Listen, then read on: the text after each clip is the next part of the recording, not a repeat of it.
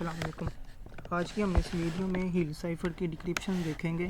पिछले लेक्चर में हमने हिल साइफ़र की इंक्रिप्शन की थी, जिसमें हमने एक प्लेन टेक्स्ट लिया था कोड का और उसको हमने इनक्रिप्ट किया था, तो जिसमें हमारी वैल्यू आई थी AANL।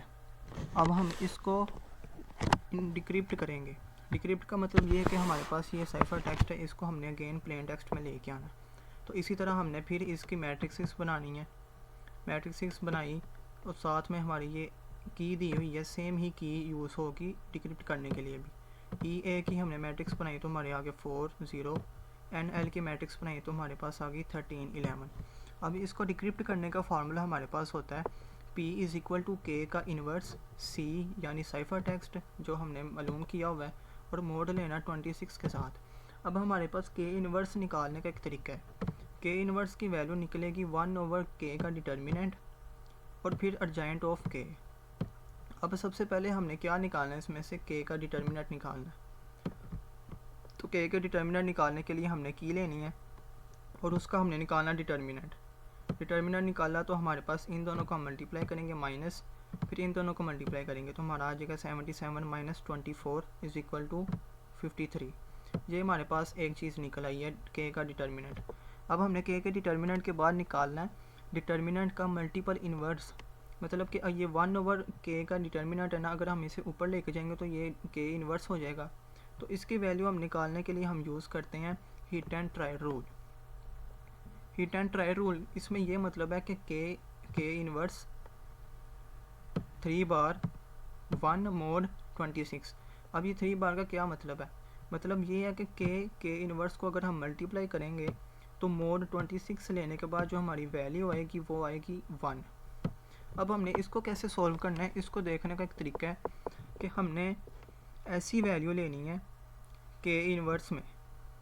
K तो हमारे पास आ गया है, K इन्वर्स में हमने ऐसी वैल्यू लेनी है जो 26 से बड़ी हो, मिसाल के तौर पर 27 हो, 26 से बड़ी हो, और उसको जब हम मल्टीप्लाई करेंगे K की वैल्यू के साथ तो हमारा जो मोड लेने के बाद जो जवाब आएगा वो आएगा 1।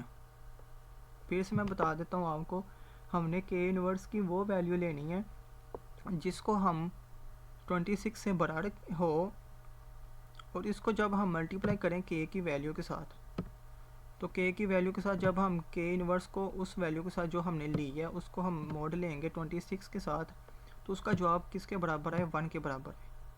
अब मैंने क्या किया है, इसमें मैंने देखा है कि हमने K इन्वर्स की वैल्यू मैंने ली है 1। अब 1 कैसे ली है? 53 का पढ़ा पड़े, हम टेबल पढ़े आगे के जाएँ तो हमारे पास वैल्यू बढ़ती जाती है। अब हमने 53 1 सा 53 देखा। अब 53 जो सा है, इन दोनों को मल्टीप्लाई करने के बाद हमें पता चला कि ये जो वैल्यू है ये 26 से बड़ी है। ठीक है, तो जब हम इसका मोड लेंगे 53 mod 26, तो इसका हमारा जो मोड निकलेगा वो निकलेगा 1। तो मतलब ये हुआ कि हमारे पास ये K की वैल्यू वैलिड है, जहाँ पर हमारी 1 आ जाएगी। जो हमने वैल्यू लेनी है, यहाँ पर जो हमने वैल्यू लेनी है वो हमारी K की वैल्यू के साथ कंसीडर आएगी। ये नहीं कि जो हमने वैल्यू निकाल ली है, ये नहीं देखना। अब हमारे पास K का इन्वर्स आ गया। अब हमने निकालना है K का अर्जेंट। K का अर्जेंट निकालने के लिए हमने क्या करना है कि K को लेना है जो हमारी की है।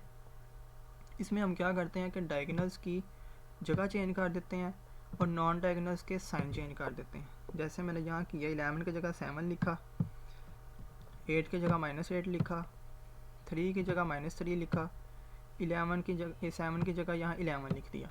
अब हमने ये माइनस साइन को रिमूव करना है ताकि जो हमारा आंसर है वो ठीक आए।